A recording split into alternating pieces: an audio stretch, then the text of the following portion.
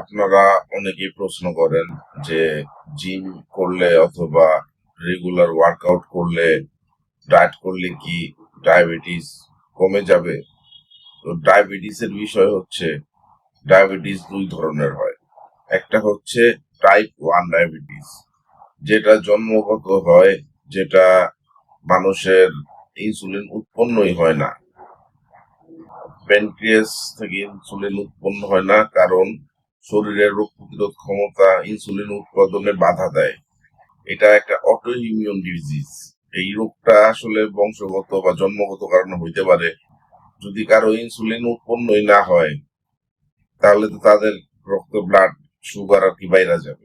Blood sugar যদি বাইরা যায়, তাহলে আপনি যদি ব্যায়াম করেন যতই, কিন্তু যদি আপনার একটা হরমোন উৎপন্ন না করে শরীর, তাহলে ওইটা তো আসলে ইনসুলিন আলাদাভাবে নেওয়া ছাড়া কিওর করা সম্ভব না। এটা হচ্ছে ফার্স্ট কথা, টাইপ 1 ডায়াবেটিস। তো এটা হচ্ছে যাদের টাইপ 1 তাদের বিষয়।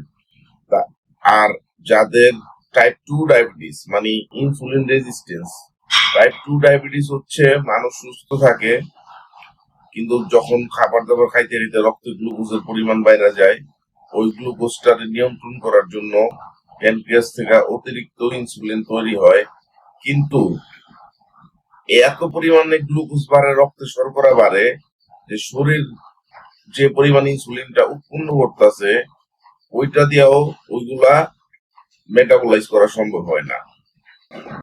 যেহেতু শরীরের উৎপাদিত ইনসুলিন রক্তে অবস্থান করা যে শর্করা আছে, সেইগুলারে চাপাইতে বা সেইগুলারে মেটাবলাইজ করতে অক্ষম হইতেছে, তাই শরীর আরো বেশি বেশি ইনসুলিন উৎপন্ন করে।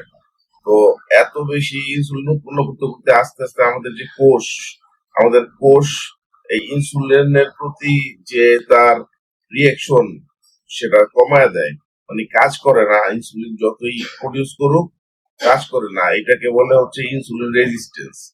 ব্লাডে ইনসুলিন রেজিস্ট্যান্স হয়ে যায়, যে কারণে যতই ইনসুলিন উৎপন্ন করুক, কাজ করে না। কারণ এত প্রেসার দেওয়া হয় শরীরকে, প্যানক্রিয়াসও অনেক ইনসুলিন উৎপন্ন করতে থাকে, ব্লাডে এত পরিমাণ সুগার থাকে, সেটা সম্ভব হয় না ওই পরিমাণ সুগার চাপানো। এই অবস্থাটা, টাইপ 2 অবস্থাটাই আর কি রিকভার করা সম্ভব ব্যায়ামের মাধ্যমে এবং ডায়েটের মাধ্যমে। যে ব্লাডে ইনসুলিনটা যেন ঠিকঠাক কাজ করে, সেই ক্ষেত্রে ধরেন রেগুলার ওয়ার্কআউট করলো, রেগুলার ডায়েট মেনটেন করলো, গ্লুকোজ জাতীয় খাবার, প্রসেসড ফুড সবকিছু কম খাইলো, ছাইরা দিল, সোজা কথা। সাদা চাল, সাদা রুটি এগুলা ছাইরা দিল, কমপ্লেক্স কার্বস অল্প খাইলো, তার সাথে যে কোনো একটা ভালো ডায়েটিশিয়ানের পরামর্শ নিয়া বা ডাক্তারের পরামর্শ নিয়া একটা ভালো ডায়েট করলো, জিমের মধ্যে ভালো একটা ট্রেনারের পরামর্শ নেয়া, একটা জিম রুটিন নিয়ে জিম করলো, তাহলে তার ব্লাডের যখন আপনার গ্লুকোজের পরিমাণ কমা যাবে, তখন শরীরের যে উৎপন্ন ইনসুলিন আছে সেটা ভালোভাবে কাজ করতে পারবে।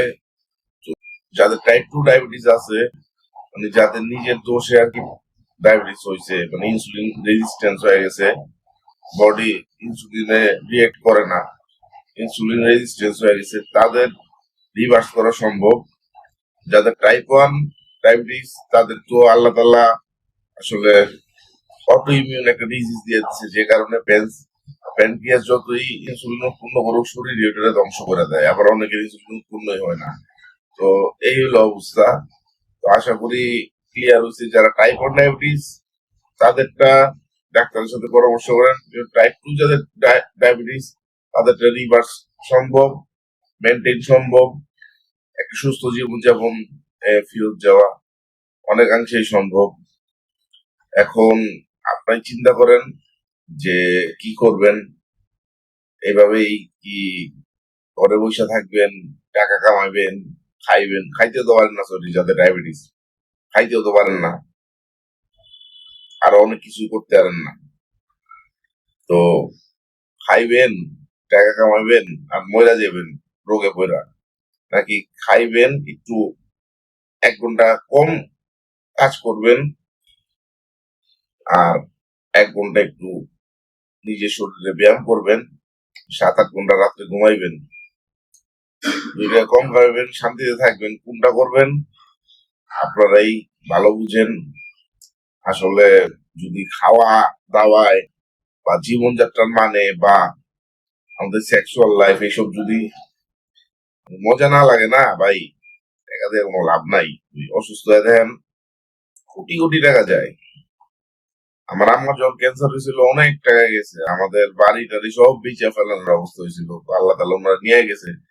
তো আসলে ওই অবস্থা যে না নিয়ে যায়, হায়াত না থাকলে এমনি যে মারা যাই, আল্লাহ তালা নিয়ে যাক, কিন্তু এমন ভুগায়া ভুগায়া নিজের কষ্ট দিয়া মানুষদের কষ্ট দিয়া, এটাই আর কি। যাদের একটু সামর্থ্য আছে বা যারা এই যে লাইফস্টাইলটা মেনটেন করতে পারেন করেন, আর যাদের টাকা নাই তাদের দেখবেন রোগও নেই, তাদের অনেক হাঁটাঘাটি হয়, খাওয়া দাওয়া অনেক কম হয়, জাঙ্ক কম খাওয়া হয়। তো ওদের হিসাব আলাদা, আল্লাহ তাআলা প্রত্যেকটা মানুষকে ওইভাবেই আর কি দিছে। ভালো থাকবেন, সুস্থ থাকবেন। সালাম আলাইকুম।